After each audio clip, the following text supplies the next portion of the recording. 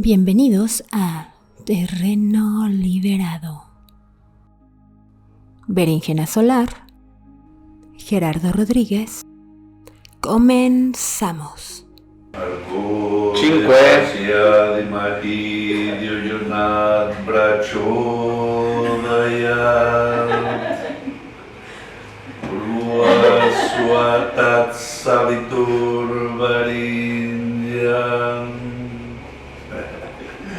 En español, si me tienes desconfianza, no te separes de mí, eso quiso decir. Pero bueno. Bienvenidos jóvenes, muy buenas tardes, Terreno Liberado, y así empezamos conectándonos desde aquí hasta allá y de allá para acá. Yo soy Gerardo Rodríguez, gracias por sus comentarios. ¿Qué creen? Estamos con Berenjena Solar. Aquí en Terreno Liberado, que me la debía desde hace... ¿Cómo estás? ¿Cómo te encuentras? ¿Cómo te va? Pues feliz de estar con ustedes y de contarte historias que nos hagan volar la imaginación. Y así va a ser, pero además te voy a decir una cosa, te voy a cambiar la pista. No quiero que me cuentes historias, hoy más bien quiero que me armes, hijo, va a sonar hasta como una fantasía, sí, fíjate. A ver. Es lo que me gusta, las fantasías. Hay unas cosas, sí, ahorita te voy a decir, pero te voy a decir por qué y no te va a gustar. Yo quiero que hablemos sobre la lectura como un acto revolucionario. De verdad, Gerardo. Para que este país se mueva necesitamos hacer que vibre y necesitamos reconocer a las personas libro, porque son las que están echando esto para adelante y nomás no jala. A ver, cuéntame. Acabas de tocar un punto que es una llaga, pero toda llaga, como dicen, por ahí entra la luz. Entonces, pues así debe de ser. Eso es Terreno Liberado y eso es Berenjena Solar. ¿Vas? Bueno, Gerardo, yo creo que tocas un aspecto muy importante y que tiene ahorita dos aristas, yo veo, ¿no? Ajá. El fomento a la lectura desde la narración o desde las personas que trabajan la lectura en voz alta, todo aquello que es educación no formal, pero que a su vez es una experiencia plena.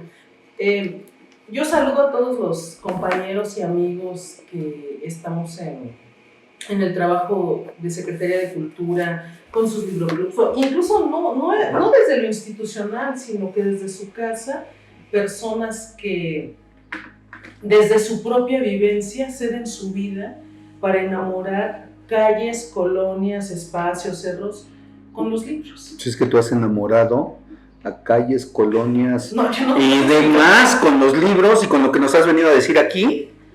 No sé si tú tienes la culpa de tantos deditos levantados y de tantos comentarios, porque de lo que hemos tocado aquí entre María Sabina y demás cosas, sí, como que a esto de las redes sociales le hiciste así. Pero esos son relatos. Yo siempre dije... Por eso, son relatos. Pero yo me refiero a los temas. Vamos a ver los temas. Y que tú estás revolviendo. Quiero recordar aquí en esto, precisamente a una amiga que desde el Cerro de Santa Catarina, mi querida Sonia, que ya trascendió, ella dedicó su vida y su casa a solo contar historias desde su cerro. Falleció en la pandemia, pero iba con su carrito de mercado, ajá, casa por casa, para juntar a los niños en la desesperación de la pandemia. Y siempre contando historias, porque contar historias yo creo que también es un trabajo del alma. Ajá. Entonces, así luchaba ella, decían, contra las bolas de fuego que salían de su cerro de Santa Catarina y que era muy actual en ese relato. Decía, no, Berenice, o sea, ellas salen, o sea, no es algo, nada más que uno ya no las ve. ¿Cómo? ¿Qué hacemos con la lectura? Ponerles un trazo, porque el cielo también nos está hablando. Dice, ellas no se pueden mover del cerro porque aquí está oscuro. Vas a la ciudad, hay luz, ahí ya no pueden hacer lo que ellas quieren. Pero yo las combato, yo no hago ningún tipo de trabajo más que leer a los otros para que la mente esté en el texto, ¿no? Digo, eso es un relato típico, pero hasta donde estés, Sonia, te mando un abrazo. Sonia, abrazos hasta donde andes, hasta por favor. Más allá de las brujas. Y gracias por todo lo que hiciste con esos chamacos y recorrer esas calles, así es, del Cerro de Santa Catarina. Entonces, bueno, si entendemos la lectura también, para muchos de mis compañeros de travesía de las palabras, la lectura es una peregrinación y les ha salvado la vida. Te voy a contar también del caso de Beatriz, de Betty García. Ella tiene ahorita su doctorado también, ¿no?, en literatura sobre el tema de lo fantástico, pero cuando ella hablaba de sus hermanos, decía, pues, ellos vivían de lo que el papá traía de libros y compraba el kilo de revistas y libros a como pasaban. Entonces podían leer todo, absolutamente todo. El cómic, algún libro semidestrozado, pero cómo pasaban el tiempo. No había televisión, a veces no pagaban el radio, no había luz. Pues del día se aventaban los kilos de libros. ¿Así inicia el lector? Así inicia. Siempre hemos dicho que la lectura es un acto de crecimiento personal frente a la adversidad. Así es. Entonces, esto es muy antiguo y tiene que ver también con las resistencias y con la forma en que enfrentamos el destino. Ahorita precisamente, y lo comentaba con algunos compañeros de literatura, hay un concurso sobre Ana Frank que ya precisamente creo que ya cerró el día de ayer, pero yo le comentaba a este amigo que el gueto de Varsovia, en la época de Ana Frank, se conoce precisamente por la contracultura que ejerce cuando están involucrados o atrapan o viven ahí los titiriteros, los narradores, los escritores y poetas, y se dedican a salvar a sus compañeros de gueto, haciendo lo que hace todo artista, transformar la vida. Entonces eso enojaba mucho siempre al que aprisiona, ¿no? Lograr esa felicidad momentánea para resistir un día más es una estrategia de guerra. Entonces, por eso ¿Es una fuga también? Es una construcción de la vida, ¿no? Porque la vida también siempre que vivimos a través de la literatura, tenemos que ir al arquetipo fundamental de las historias, siempre al viaje del héroe o aquello que hace que una persona tome sentido. Por eso los grandes relatos de las epopeyas antiguas en todas las culturas. Y esto da un sentido de heroicidad y de resistencia. A veces tu heroicidad solo está en resistir lo adverso. Claro. Cuentan también en estos relatos de la Segunda Guerra Mundial, de las bibliotecas destruidas, donde quienes a veces nada más resistían ir a hacer los trabajos forzados porque podían regresar a leer un libro inconcluso, ¿no? Entonces, tengo que regresar a leer, ¿no? Y ya resistías otro día más. Claro. Y entonces cuando, por ejemplo, ¿no?, pensemos también en este proceso de cuando viene el día de la liberación, ¿no? Llegaban ese día más, era por el que vieron dar ese salto entre un día y otro. ¿Estás hablando de estrategias? Esa es una estrategia. Esa es una estrategia, claro. Una de cuentas. Y estrategias me parece que le hace falta mucho ahorita empezabas y ahí te va una bola de fuego, pero empezaste hablando de las de Secretaría de Cultura. Y les hacen falta una de estrategias para aterrizar la lectura y liberar a este pueblo. Hay muchos esfuerzos, pero siempre yo creo que hay algo que tiene que caracterizar a alguien que va a trabajar sobre el fomento de la lectura, que debe de ser un corazón conectado a un alma que sepa el valor de la palabra. Porque siempre que empezamos con aspectos laborales, sindicales, jurídicos o hasta de organización social, surgen estas cuestiones más en el otro orden, ¿no?, en el orden de logos. Pero yo lo que he visto es que cuando trascendemos estas complejidades, la lectura se convierte en un acto no solo social, sino de goce y disfrute. Sí. Y entonces entendemos que... Pero también pero también de repente de egocentrismo, porque hay mucha gente, yo conozco mucha gente que son devoradores de libros y lo traen como medallita, donde lo que hacen es como medir sus logros por los libros que han leído y para ver cómo pueden sobajar al de enfrente, que yo no sé cómo aplican eso. Debe de ser un corazón conectado a un alma que genere un gozo y un placer con el otro, porque también la lectura genera un diálogo, y ese diálogo se nutre o se empieza desde que inicias con la palabra y el otro lo retroalimenta. La literatura o la lectura nunca va a ser un acto individual ni personal, por eso está en contra del ego, porque incluso cuando lees un libro, tú mismo estás dialogando con el escritor y estás haciendo una interpretación, un viaje en el tiempo, un acto hermenéutico, donde lo que tú vives se amplía y tiene que trascender otra realidad y otro tiempo histórico. Entonces no puede ser un acto de ego, a menos que nada más uses el referente mental y lo conectes a la obligación de aprenderte de memoria los hechos. Ajá. Pero en eso no está la magia de la literatura. No, eso no es magia. Eso no es magia.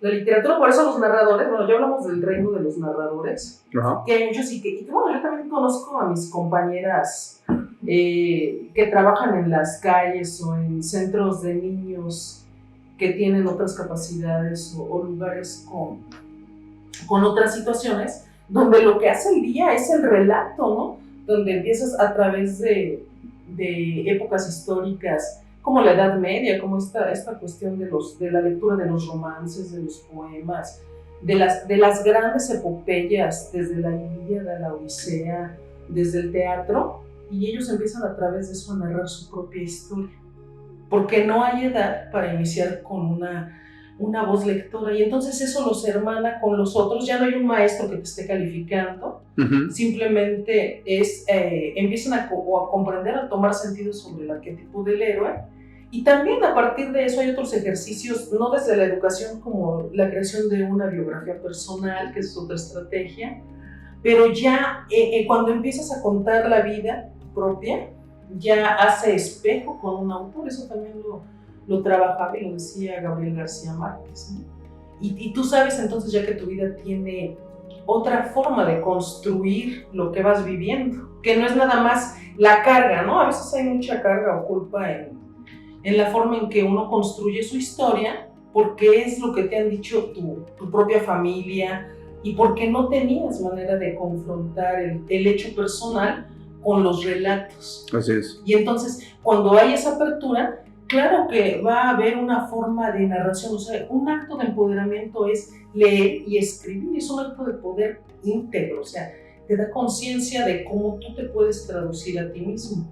Estás obligado, perdón por el ejemplo, pero estás obligado a decir, le atribuyen a esta caricatura argentina el de no leer, estás obligado a creer todo lo que te dicen. Exactamente.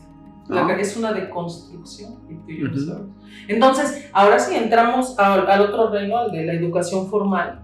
Ajá. Como uno como docente. El otro reino, ¿eh? Sí es un reino, no es un reino de la fantasía, de alguna manera. Entonces, este reino tenemos que dar contenidos. Pero eso no es negativo. O sea, si uno comprende el sentido de los contenidos, o sea, también es un viaje en el tiempo. Sí. O sea, porque tú cuando le narras a alguien vas a hablarle desde Mesopotamia, Egipto, desde la antigua Grecia, desde el origen de la escritura, cómo se va construyendo esta constelación de dioses, una epopeya, el inicio de los referentes culturales, la astronomía, y puedes comprender tu situación en el mundo y sabes que la lectura tiene la función, por eso también lo hacía la casta sacerdotal, porque era hallar tu lugar en el mundo, que era tu destino, en función también de las estrellas, pero no de las estrellas como un firmamento, sino de la posición en el cosmos, o sea, de la idea del hombre y el cosmos, que es algo que un narrador también oral sabe, ¿no? Tú debes, a toda persona que le enseñas desde la cuna a leer o a tomar la palabra, sabes que le vas construyendo las redes neuronales y que esa persona, y a través de la voz de su madre, que está ligada al latido de su corazón, puede integrarse a este mundo de su destino. Uh-huh. Y ese es el punto que ahorita debería ser un eje de reto en la educación que tenemos y también en los narradores, que no es una actividad como tal. Abrirle el destino a otra persona implica que va a comprender cómo viajar o cómo hacer un vuelo a través de los diferentes héroes de las diferentes etapas históricas. Por ejemplo, en el medioevo, el sentido del Santo Grial, uh-huh, que no es como tal un acto, no es algo religioso, es algo mítico. El Santo Grial es, claro que era la búsqueda de la copa sagrada de Cristo. ¿Por qué significaba esto? Ir de lo profano a lo sagrado y tomar de ese don o de ese vaso divino para dialogar con los ángeles y saber que se podían atravesar todas las batallas que se hicieron para recuperar la Tierra Santa y con eso construir, obviamente, bueno, en la vida real o en la historia, pues bueno, está la fundación de los imperios, está la construcción de los feudos al proceso histórico también de las ciudades, pero eso es en el Renacimiento, pero son tránsitos. Pero está la vida del ánima, del alma, de las palabras. ¿Quién es el héroe? ¿Cómo ama a ese héroe? Por eso viene todo este concepto de los guardianes de lo sagrado, de aquellos que saben que ir a buscar el grial vale la pena morir por ello. Uh-huh. Entonces, si nosotros entendemos el destino personal y el destino colectivo, pues nuestra vida tiene una clara dirección de cómo enfrentar la adversidad.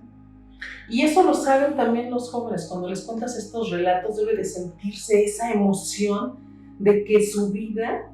Yo he visto en mis estudiantes cómo abren los ojos o comprenden que buscar el grial es algo que no tiene que ver con lo religioso. Me lo reclamaron. O sea, una vez estaba dando una clase y me decía, es que la clase de Edad Media, porque le estamos hablando de Santo Tomás de Aquino y de San Agustín, parece que nos está dando catecismo. Y yo dije, ay, Dios. Entonces,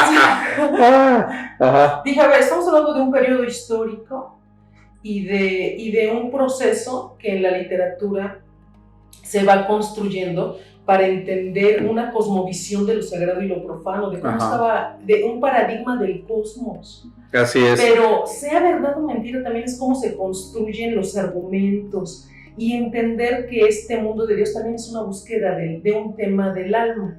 Entonces, estos elementos es cómo vivimos a través de ese arquetipo nuestra propia vida y nuestro destino personal. Entonces, cuando yo les empecé a hablar ya del Santo Grial, de la novela de caballería, de las hazañas del Cid campeador, etc., comprendieron, ya entendemos que no era religioso, que era otra cosa, que era algo más grande de lo que significa estar encapsulado solo en un sentido religioso, y que también había un sentido de Dios, ¿no?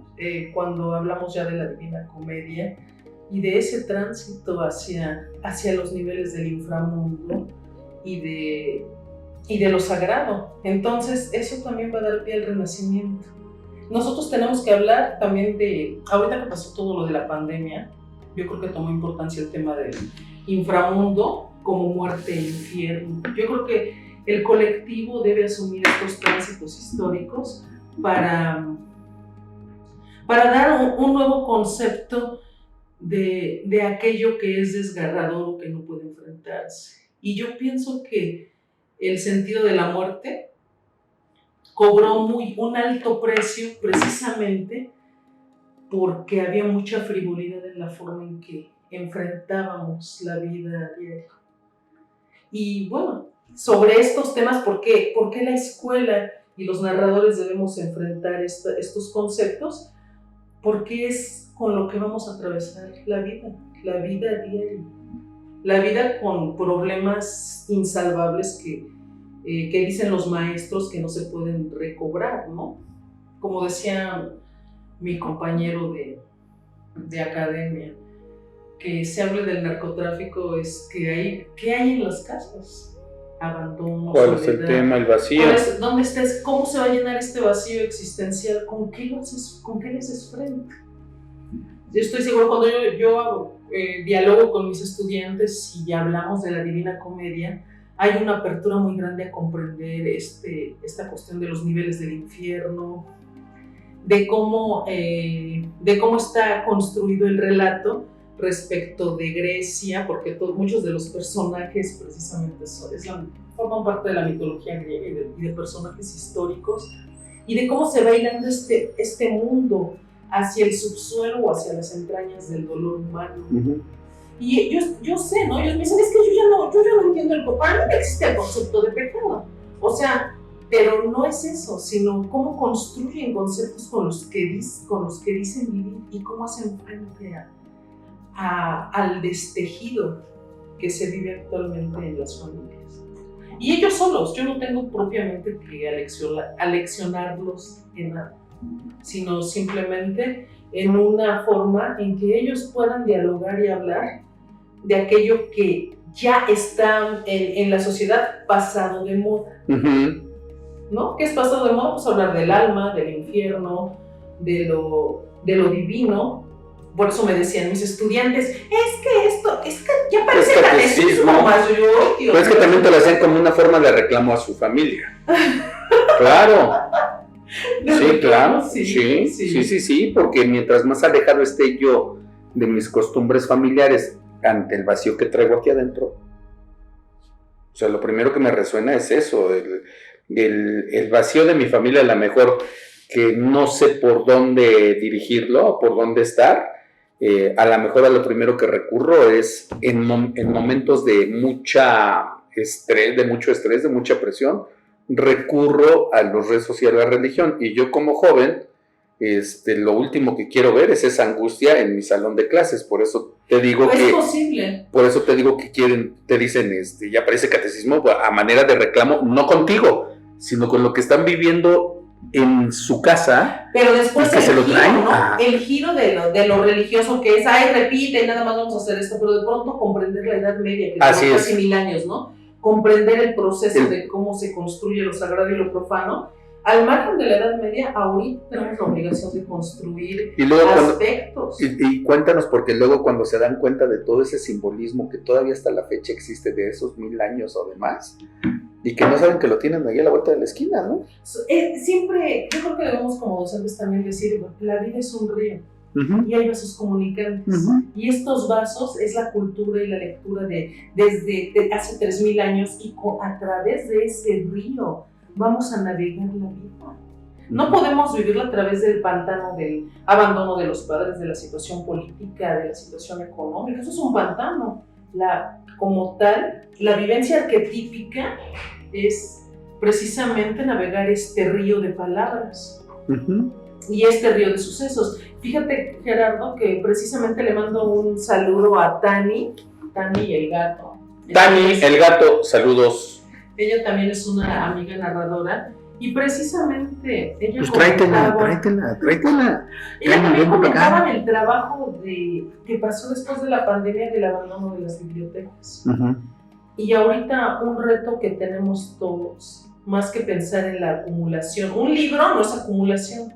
Cada vez que ustedes leen un libro, le dan vida y toma vida el autor, y el autor dialoga con cada uno de nosotros. Y abre otro panorama que rompe el encierro mental que cada uno de nosotros traemos. Oye, y ahorita que estás diciendo eso, a ver, no me salgo del tema, pero en ese momento, ¿el libro deja de ser de ese autor? Es como un acto amoroso. Ese autor, ese escritor, te está hablando al oído y te está amando y tú lo amas a él porque estableces un lazo de comprensión y te va a romper. Tiene que romper tus sentimientos, tu forma de pensar yo creo que es uno de los actos más revolucionarios porque si ese libro cambia la forma de comprensión, va a cambiar tu destino. Por los libros se cambian los destinos. También, Marco Tulio, les mando un saludo a mis amigos sobre los libros personales y los temas que les han hecho replantear la forma de establecer lo real y lo fantástico. ¿Hacia dónde va la lectura en este país ahorita, desde tu percepción? La lectura está en una crisis. ¿Por qué? Precisamente por el desprecio a los libros. Incluso, fíjate, si me permites. Dale. Yo tengo estudiantes hasta que yo les presto libros y los doblan hacia atrás, ¿no? Hasta de tomar un libro, ¿no? Lo tomas, ¿no? Sí. Lo tomas, lo cuidas, lees la portada, contraportada, el índice.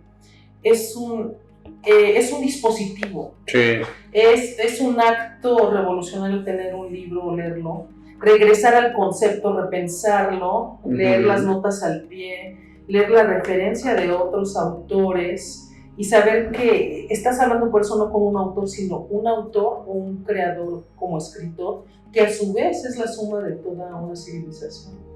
Y que de repente cuando tú haces tus notas ahí en el libro, lo subrayas o pones alguna indicación, y cuando tú retomas ese libro y estás en otra posición, en otra situación, vuelves a repensar el por qué hiciste esa nota. No te regresas al espacio, sino más bien le vuelves a pensar y lo vuelves a vivir. Sí. Eso es algo de la magia de los libros. Sí, porque aparte tú creces con ellos. Uh-huh. Son como los saltos de madurez que tú no has podido dar en tu entorno por lo que quieras. Y me recuerdo mucho, y ahorita que acaba de fallecer este gran escritor Milán Kundera, sí, había una frase, es una frase que me gustó mucho de La insoportable levedad del ser, que decía, hija, tiene que ser. Y hablaba de este lapso de conciencia respecto de las relaciones amorosas, cuando tienes que descubrirte en el otro. Y a la vez eso rompía la compulsión del personaje. Pero uh-huh. Ese tiene que ser es como ante el otro, ante la otredad surge el enamoramiento, como una forma de hallar en el otro una parte del espejo que uno no puede ver dentro de sí mismo. Uh-huh. Y uno tiene que hablar de estas cosas. Gracias, Milán Kundera, hasta donde quiera que estés. Gracias por entender ese sentido de levedad. Salió de su encierro. De peso. De su encierro de años salió. Sí, salió de su encierro. Ajá. Entonces, ahorita que hablamos, por ejemplo, de ese libro, La insoportable levedad del ser, yo también le comento a mis estudiantes cuando leen un texto, ustedes se deben de plantear qué es lo que significa el tema del amor como forma de descubrirse a sí mismos, porque se generan relaciones de dependencia, de subyugación, de sentido de muerte, es porque no alcanzamos a conocer todo el esplendor y a veces estamos buscando piezas en los otros. Fíjate, y vamos reconstruyendo. Ahorita estás diciendo algo y vuelves cubetada de agua fría, no me salgo del tema, pero ahorita me saltó inmediatamente. En el Congreso de la Ciudad de México había unos diputados, diputadas felices porque hablaban de la violencia vicaria hace un par de años y que hoy la traen todavía de moda, ¿no? Y lo trajeron de moda. Y justamente no se habla de una violencia de la que tú estás hablando ahorita. Me paso del otro lado del espectro, porque es una violencia el cerrarle el libro, la percepción y todo a alguien que está en tu familia. Y ese es otro tipo de violencia y que no pasa ni por aquí, en ningún congreso de este país. Lo retomo, ¿por qué? Porque hace rato yo te decía cuáles son las estrategias en este país que no lee o que no tiene las facilidades para leer. Las personas necesitamos referentes y conceptos. Ajá. Sin eso no podemos acercarnos al objeto referencial de lo otro frente a nosotros. ¿Cómo vas a hacer a un país revolucionario? Tenemos que abordar todos los temas. La lectura no sé si te acuerdas de ese caso cuando se prohibía leer Aura de Carlos Fuentes. Sí, cómo no. Entonces, ¿cómo le puedes prohibir pensando, no? O sea, por ejemplo, ¿no? Los tipos de amor decían que era muy erótico, ¿no? Hablaba, claro que Carlos, ese tema de Aura, ¿no? Hablaba de la brujería y decían, no, todo se prohíbe. Pero en la vida real, la narrativa debe de estar atada precisamente a los actos mágicos, como en México es en el caso de Aura, pues este tema también del realismo mágico, uh-huh. o de aspectos narrativos que tocan lo sobrenatural. Y no entiendo por qué somos tan mojigatos en no hacer referencia a todos los conceptos. O sea,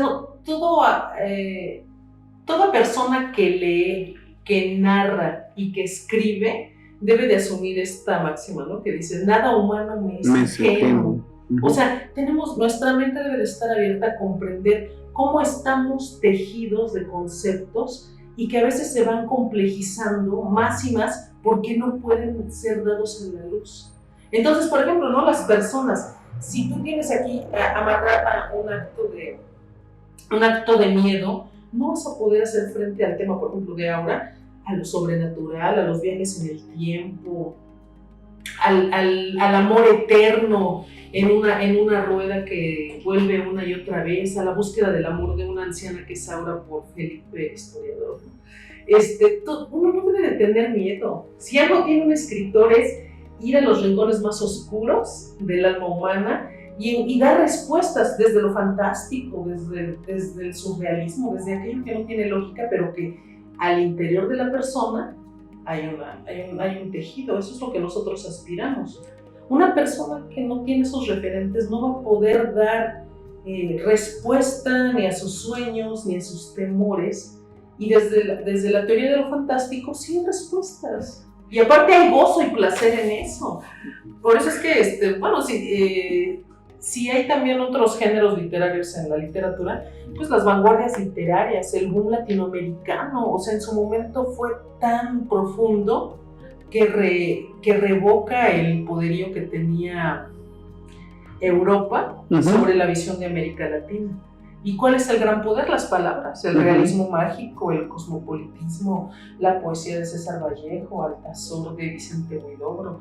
Digo, por mencionar algunos. Entonces, cuando uno se sumerge en ese río de palabras, en lo sobrenatural de Cortázar y Casa Tomada, La noche boca arriba, hay otro sentido de comprender el tiempo, el espacio, a los personajes, cómo hacen frente a espacios que son incomprensibles o que tienen una lógica no lineal. Entonces, las personas sufren, hay sufrimiento humano en escuelas, en las calles, por el duro peso del tiempo lineal. Tengo que vivir esto tal vez. No hay dinero. Solo mis padres me abandonaron. ¿Qué puedo hacer ante esto? No, pues si seguimos con ese tiempo lineal, aparte vamos a caer otra vez en un círculo vicioso del que nunca vamos a salir. ¿Para qué sirve este reino de la fantasía? Para comprender que hay muchos caminos, que los sueños es un camino, que entrar a los umbrales es otro camino, que comprender que quizá estamos viviendo una vida doble, como la culpa es de los tlaxcaltecas en tiempos distintos, son formas de decir, no, lo que yo vivo puede ser terrorífico, pero allí hay un misterio, y en ese misterio terrorífico me va a dar una respuesta a algo que yo vengo cargando que ni siquiera sé cómo funciona. Y fíjate, muchos psicoanalistas también dicen, a mí también me lo dijeron, ¿no? Usted está aquí para darse cuenta cuando usted revele a la tarántula que le está chupando la conciencia y la mente. Bueno, un libro es darse cuenta quién nos chupa la conciencia también desde el reino de lo terrible. Claro. Entonces, la literatura no te va a prometer tampoco, ¡ay, qué bonito el cuento de hadas! De hecho, también los cuentos de hadas tienen su crueldad y su sentido del oscuro, pero la función es atrevernos a atravesar ese umbral de lo indecible y del terror. Yo creo que el único terror que paraliza es atreverte a no leer y no ir más allá, porque es la única forma que tenemos para atravesar esa montaña que en otro momento no te hubieras dado ánimo de caminar con toda tu soledad y en la noche oscura, ¿no? Dice Luis Flores, nuestro querido amigo, del cual le mando un saludo, este asunto es de valientes, es de valientes, y por eso nuestro tema también de la lectura como un acto revolucionario. Justo el cruzar, modificar, hacer tuyo, deconstruirte, renacer, avanzar, contagiar, comunicar, es un acto de valientes. El gran reto ahorita es retomemos las bibliotecas abandonadas. Hay bibliotecas que después de la pandemia ya no se les dieron uso, como un reino posapocalíptico después de... Y se necesitan lectores para hacer frente precisamente a eso. ¿Qué hacemos? He visto muchos de mis adolescentes o de los jóvenes con quienes trabajo en ese estado de aburrimiento que sin el celular ya no da cabida a otra cosa. Y se les ha olvidado que el libro es un gran dispositivo, así como la novela de Fahrenheit. Precisamente, o sea, eso está vigente. Pero es que déjame decirte algo, a ver, hoy y te vuelvo a interrumpir, discúlpame, pero hoy los libros ya hasta te los dan en el celular, te los regalan o te los venden para el celular. ¿Y todos tienen el lector de libros? No, obvio no. ¿Tú no te cansas también solo de leer así? ¿Y cuál es el... ¿Sabes qué? Yo no los leo aquí. Sí, le digo, es bueno tenerlos para una investigación como referente. Es cansado, pero entonces, ¿dónde queda precisamente este acto de, ¿te acuerdas del nombre de la rosa? Ah, sí. Este acto del libro, Ajá. En el libro está la vida, el conocimiento y la muerte, que lo repasas una y otra vez. Que subrayas, que construyes, que guardas la memoria. Y que te mueres por leerlo, citando al nombre del arroz. Que te mueres envenenado por leerlo, claro. Y porque ese libro te va a revelar una verdad. Así es. Así como a la cual no tienen acceso todos. No, porque ¿cuál es el mayor placer que nos da también? ¿Qué es lo que hace crecer a una persona? Saber que tú eres dueño de un misterio o de un secreto que nadie más conoce. La información es poder, dirían los que lo deforman. Revelado. Así es. Pero hay un momento donde no solo es uno de los más grandes placeres es el intelectual, pero solo hasta que une todas tus esferas de conciencia. Sí, porque si no es mero. Gracias. No, y repetición de actos, muchas veces acto reflejo, ¿no? Nada más. No, y por los libros, o sea, ya hablaremos, nos queda pendiente ese programa donde vamos a hablar de la poesía en las revoluciones. ¿Para cuándo poesía en las revoluciones? No, de los grandes poetas que sostuvieron ejemplo. Pues la primavera de Praga, el 68 en París, en México. Iba a decir algo que no voy a decir ahorita, pero... Y 2 o 3 actores del 68 en México, nomás no los vamos a citar. Ajá. Entonces, las grandes revoluciones empiezan por la palabra. Claro. Y en ese... Es el arma más poderosa, dirían en los 70s.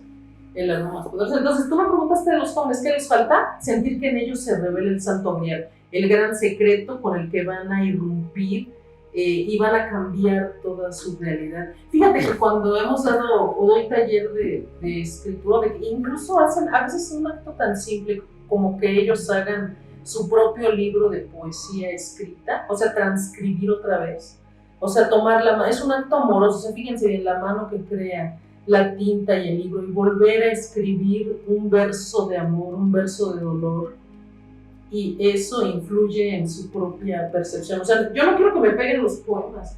Porque solo así te vas a conectar al claro. todo, ¿no? ¿Qué pasa? Que ellos se descubren que son seres activos frente a un terrible mal que nos aqueja, que es la inercia y el no me importa lo que sucede. Es tan insoportable lo que vivo en mi caso, todo lo observo, pero no me importa y no lo cambio y no lo anticipo, ¿no? O sea, no quiero más que estar ahí, soportarlo si me echo a dormir o nada más lo tolero día a día. Es que fíjate cómo son los gobiernos, perdón, ahorita estoy pensando, o sea, tú con el poder de un dedo, ya tu información y tu lectura va con un dedo, y cuando llegas a votar es con el mismo dedo, pero y cuando tomas la decisión y nada más levantas el dedo. ¿Y cuál es el otro acto? Claro, y el otro acto es que tú literal te desparramas y lo dejas tendido en una hoja. En la posteridad. No, escribir un poema de amor, un poema a alguien. Así. Bueno, sí, ya cuando lo pasa, ¿no? Pero ¿cuál es el gran acto? Sí, ese. O sea, tú te dejas ir, te conectas y te dejas ir ahí. Y es un río, aquí Claro. Sí, es un río de tinta, pero es un río de tu corazón. Y solo así se conecta. Es algo que ahorita me vino la imagen aquella y no soy fan, lo declaro, perdón, no soy nada fan. Pero ¿sabes qué me vino aquella imagen de las dos Fridas? En esa conexión. Ese. Como imagen simbólica, ¿sí? Sí. ¿Cómo te desdoblas siendo el otro? Así es. Solo cuando le das el poder de que tú en tu silencio, no en un TikTok, no en un acto de Facebook. ¿Sí? Eso es todo. No. Sino tú estás aquí y estás quizás sufriendo, queriendo compartir una emoción. Tú estás aquí en tu mente, pero la mano que lo piensa ejecuta la lateralidad de la línea, ¿no? Hasta dónde va a llegar y te exige más, porque es como algo que se va haciendo a través de ti. Hace poco. Es un acto mágico. Sí, hace poco checó por última vez en el Congreso Porfirio Muñoz Ledo, ¿no? Y leía yo su vida, decía que él empezó ganando concursos de oratoria. Muy bien, sí. Y él, ganando concursos de oratoria, ayudaba a la manutención de su casa. Él en este acto justamente hacía esto. Claro, analizaba, lo pensaba y lo aterrizaba, ¿no? claro. Justo. Y hoy, perdón que cambie de tema, y hoy, pues todas esas personas que son compañeros de banca o que, bueno, hoy siguen checando en el Congreso, la gran mayoría que fueron compañeros de banca de Porfirio, lo hacen así, justamente. Y lo hacen así. Y hoy hemos llegado a esa crisis donde, pues, votas así, siendo legislador. O sea, a ver, lo que estoy tratando de hacer es que hasta dónde nos ha llegado la dominación. Sí, es un dominio sobre el cuerpo. Así es. Sobre el cuerpo. O sea, nada más te ves, sí puedo votar, la huella. O sea, es esto. Y sigue siendo el dedito levantado. Y ya no es un asunto. No es una mano conectada. Con el cerebro. Así. Ya no hay conexión. O sea, estamos desconectados por completo. Y por eso se hierve en ira, en desesperación. Imagínate no poder sacar, ¿no? O sea, escribir es un acto tan valiente y tan profundo como respirar. Y que implica nuestra salud. No necesitas ser escritor, sino solo dar pulsión con tu sangre, con tu movimiento, con tu respiración. Sí, es un acto no solo mágico, es un acto de poder personal. Uh-huh. Por eso tantas terapias actualmente te dicen, ¿no? Escriba el dolor que siente. Sí. Exprese sus sentimientos, y no es... O sea, hay esta terapia de llanto donde obligan a llorar a las personas, sí, porque están endurecidas de no poder llorar, y una vez que pasa ese suceso, otra vez vuelve ese bienestar. Pero esto es una... leer y escribir, leer poesía es un alimento para el alma. ¿Cuándo armamos un taller aquí de poesía con berenjena solar? Sí. ¿Cuándo? Dice que ahorita vas. A ver. A ver. Vamos viendo, a ver, lo que tú estás diciendo ahorita empieza a ser un acto revolucionario. Sí lo es. Cuando un joven deja de soportar su horrible vida, o sea, uno no tiene que soportar, uno tiene que transformar y tiene que tener una conciencia de aquello que no es posible ser tolerado. No, cuando tú llegas a ese nivel de conciencia, entonces te quitas de muchas capas, o una o dos capas, las que quieras, y empiezas a hacer otro frente al que tienes del otro lado. Así es. Y tienes que cuestionarlo. Uno siempre tiene que cuestionar lo que te han dicho. Esta es tu realidad.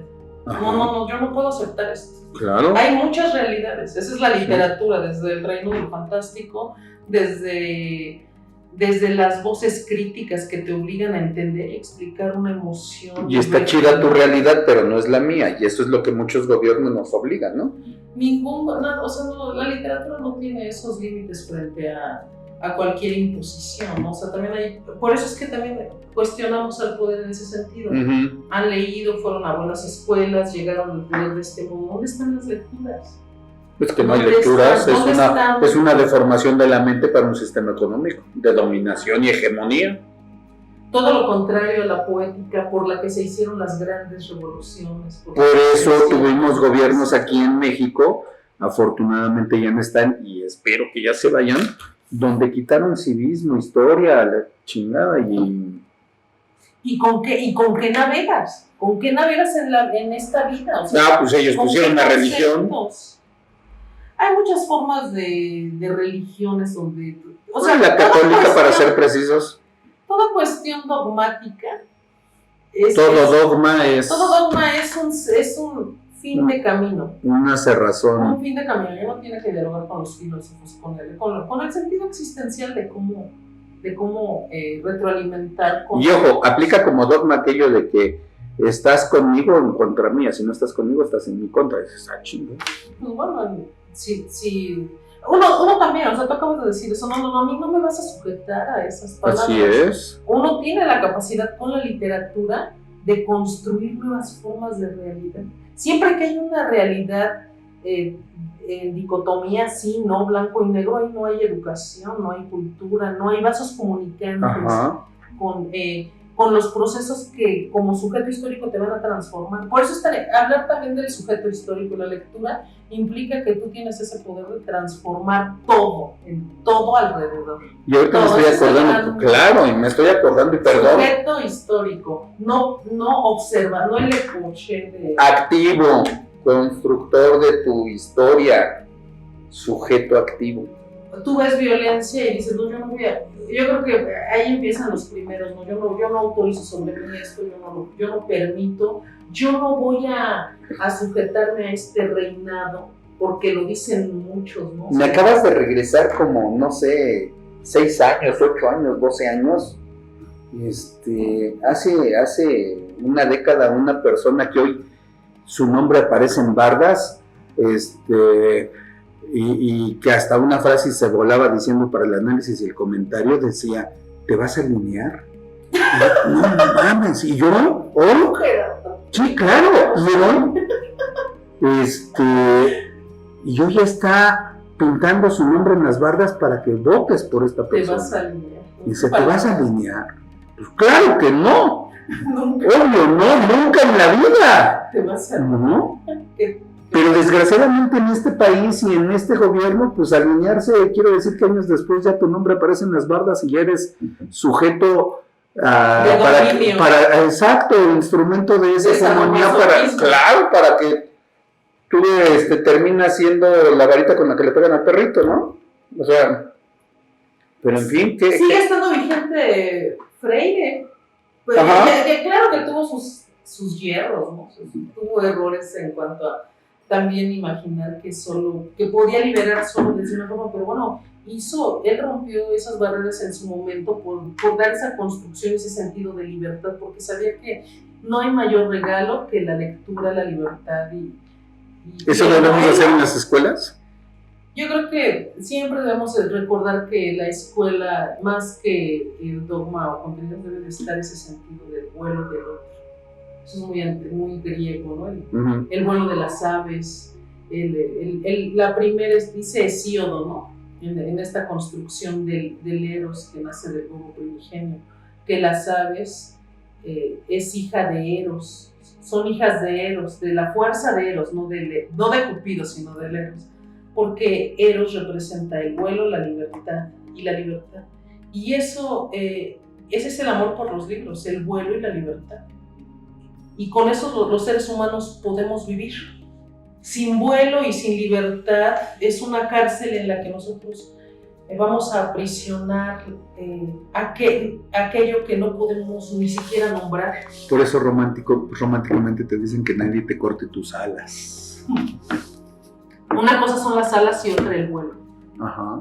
Los grandes hombres saben volar sin alas. No, y atravesar desgracias. Y atravesar situaciones donde otros se derrumbarían o cederían su propia vida. Ajá. El vuelo es atravesar todo aquello que es innombrable desde el reino del Y entonces, ¿qué hacemos en las escuelas? A ver, vamos a hacerle la tarea. Ahorita está la primera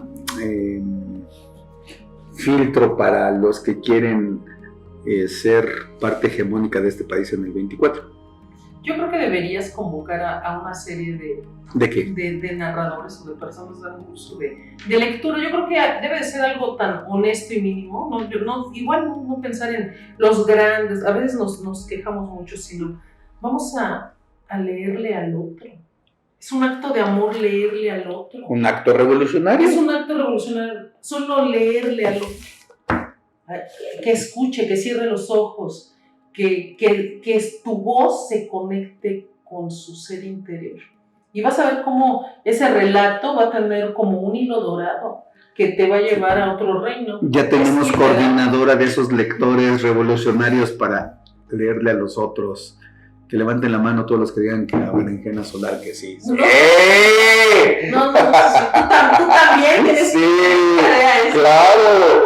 Y a ver cuándo, no sé si lo hacemos en agosto o en septiembre, pero esto ¿Quieres ser disruptor? Cambiarle en su conciencia. Sí. Ve a un lugar donde haya mucho ego y un día haya ego, un ego terrible. Un ego que... ¿Me dejan entrar al Congreso de la Unión? Y solo irrumpe con tus 5 camaradas y lee un poema.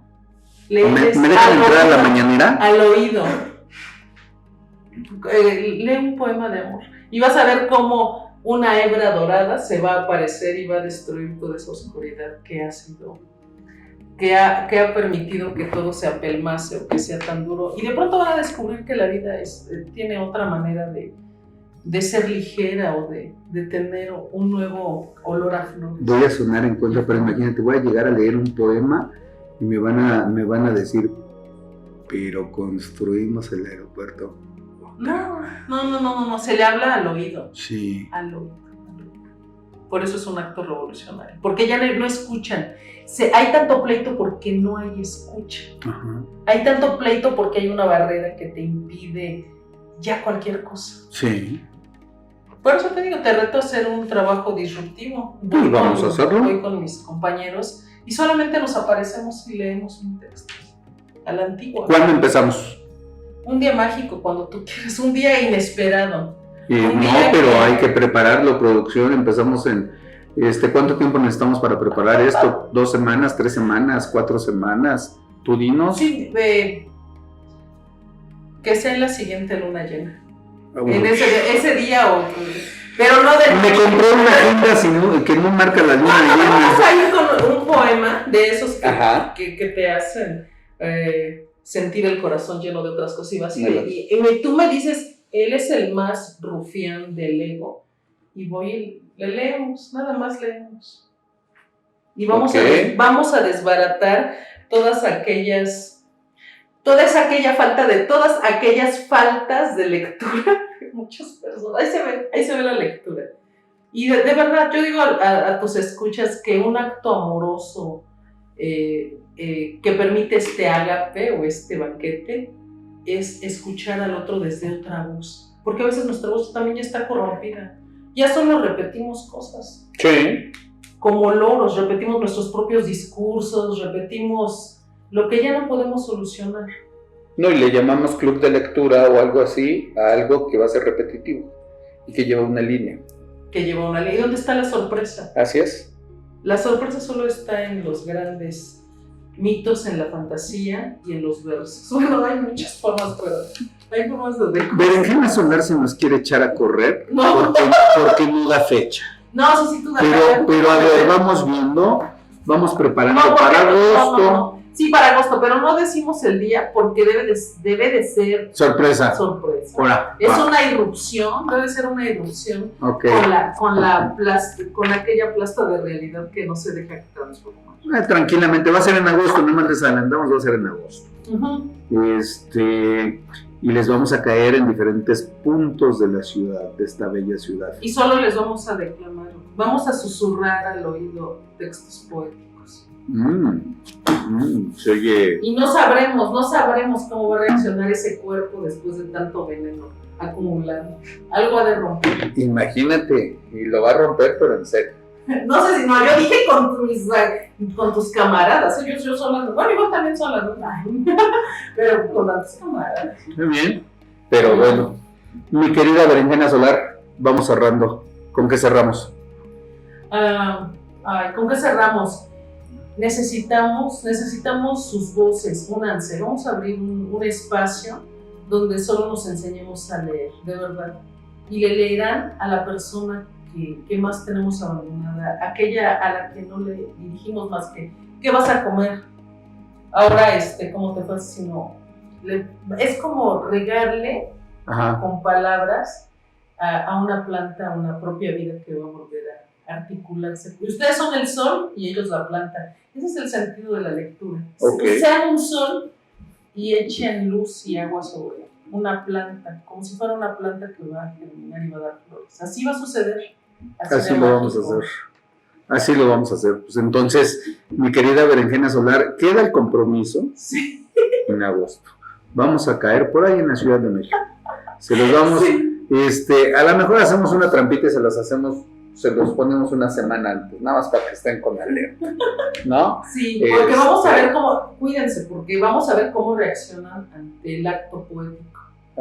Si con veneno o enlazamos ese hilo dorado a la luz. Vamos a ver cómo reaccionan. Vamos a ver. Perfecto. Pues, si no hay otra cosa, mi querida Berenjena Solar. No, sí son el compromiso de la poética y la lucha. Ya está, sin más ni más. Y bueno, estamos en Terreno Liberado, estamos en todas las plataformas como Terreno Liberado. Ella está en todas sus plataformas como Berenjena Solar. Por favor, síganla, ahí denle like. Y nos vemos aquí en la próxima sesión. Por favor, yo soy Gerardo Rodríguez, ella es Berenjena Solar. Sí, Estamos en Terreno Liberado. chócalas, Gerardo. Muchas gracias. Jóvenes, pórtense mal, Lean más, pero leyéndole al otro al oído. cuídense bien. Más de leer, después de leerle al otro al oído, cuídense bien. ¿Eh? Les quiero. Chao.